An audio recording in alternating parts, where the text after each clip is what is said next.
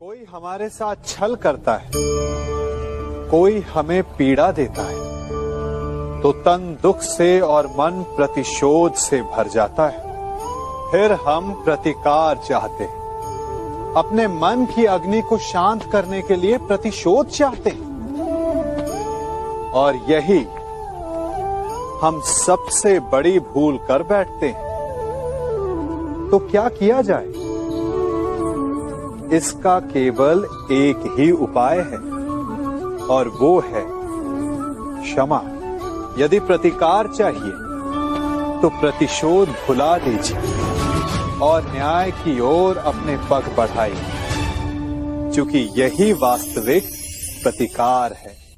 हम अपनी सोच और संसार की मान्यता के अनुसार अपने विचार बनाते हैं। जैसे सत्य कहना धर्म है, असत्य कहना पाप, सहनशीलता धर्म है और क्रोध करना अधर्म, उपकार करना, जीवों पर दया करना धर्म है और निष्ठुर होना अधर्म।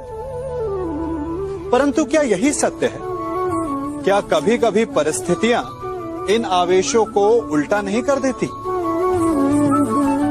करती है। यदि इस संसार में कुछ धर्म है, कुछ पुण्य है, कुछ महान है, तो परिस्थिति के अनुसार चलना।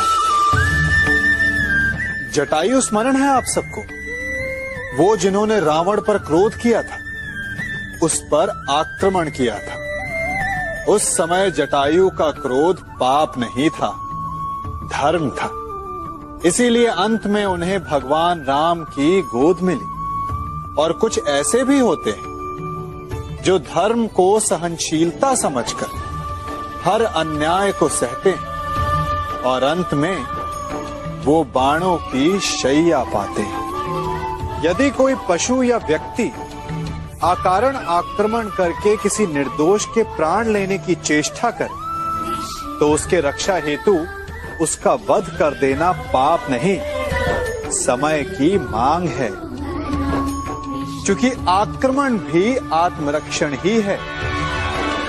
यदि किसी दुष्ट की सहायता करने से सामान्य मनुष्य को कष्ट पहुंचे, पीड़ा पहुंचे, तो उसे सहायता ना देना ही धर्म है। अकारण क्रोध अस्वीकार्य है, परंतु यदि क्रोध से कुछ शुभ पाप बाहुभीत हो, तो क्रोध और दंड भी धर्म ही है। स्वीकारण, सत्य का स्वीकारण मनुष्य के लिए बहुत ही महत्वपूर्ण है। जब तक मनुष्य सत्य को स्वीकार नहीं करता, उसे असत्य से लड़ने की शक्ति प्राप्त नहीं होती। जब आप भोजन करते हैं तो क्या होता है? आपका पेट स्वीकारता है कि वो भर चुका है और आप भोजन करना बंद कर देते हैं। जब आपको निद्रा आती है तो क्या होता है? आपका मन स्वीकारता है कि आपका शरीर थक चुका है और उसे विश्राम की आवश्यकता है। उसी प्रकार जब आपको किसी व्यसन को रोकना हो, तो आपको स्वीकारना पड़ता है कि बहुत हो चुका, चाहे वो लालच हो या मदिरापान। उस व्यसन का त्यागना तभी प्रारंभ होता है जब आप ये स्वीकार कर लेते हैं कि आप उस व्यसन के बंधक हैं।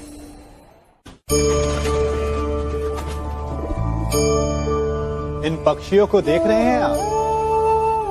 इनका उड़ना वायु में इतना संतुलन मुक्त कर देता है ना? इन्हें उड़ते देख आपके मन में भी इच्छा होती होगी कि इन्हीं की भांति आप भी स्वतंत्रता से उड़ पाएं। ईर्ष्या होती है ना, जब आप इन्हें खुले आकाश में ऐसे विचरण करते देखते हैं। पर कभी सोचा है, इस उड़ान को, इस स्वतंत्रता को पाने के लिए कितना परिश्रम, कितना अभ्यास किया होगा इन्होंने? आकाश में उड़ने से पूर्व धरती पर कितना गहन परिश्रम किया होगा इन्होंने? इनके माता पिता ने पहली बार जब इन्हें पंख फड़फड़ाने को उकसाया होगा, तो कितनी बार घिरे होंगे। पहली बार वायु में उड़ते समय कितना भय लगा होगा इन्हें। अपनी पहली उड़ान के पश्चात धरती पर उतरते समय गिरकर कितनी चोट खाई होगी। इस उड़ान का, इस स्वतंत्रता का ये मूल है। यदि आप ये दे सकते हैं तो अवश्य आप भी इस स्वतंत्रता को पा सकते हैं। इन पक्षियों की भांति ही अपने चारों ओर जब भी आप किसी सफल मनुष्य को देखें तो उससे ईर्ष्या ना करें। उसके परिश्रम और पीड़ा को समझने का प्रयास करें जो उसने यहां तक पहुंचने में पाई है। प्रेरणा लें, प्रयास करें और स्वयं भी सफल हो जाएं। हमारे जीवन का मूल आधार है करुणा। करुणा क्या है? करुणा दया नहीं, करुणा वो भाव है जिससे हम दूसरे की समस्या को समझते हैं।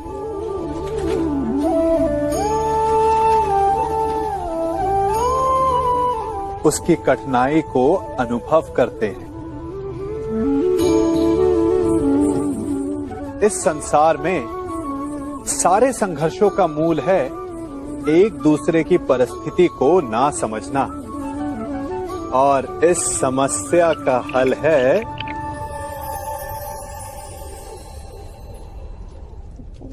करुणा। करुणा किसी पशु पक्षी के प्रति हो या किसी मनुष्य के प्रति, ये आपके जीवन में कलेश और संघर्ष जैसी भावनाओं को दूर रखती है। और जिस दिन आप दूसरे को करुणा के दृष्टिकोण से देखेंगे, आपको उसकी समस्या समझ आएगी और उसे आपकी, और उस दिन हर संघर्ष का अंत हो जाएगा।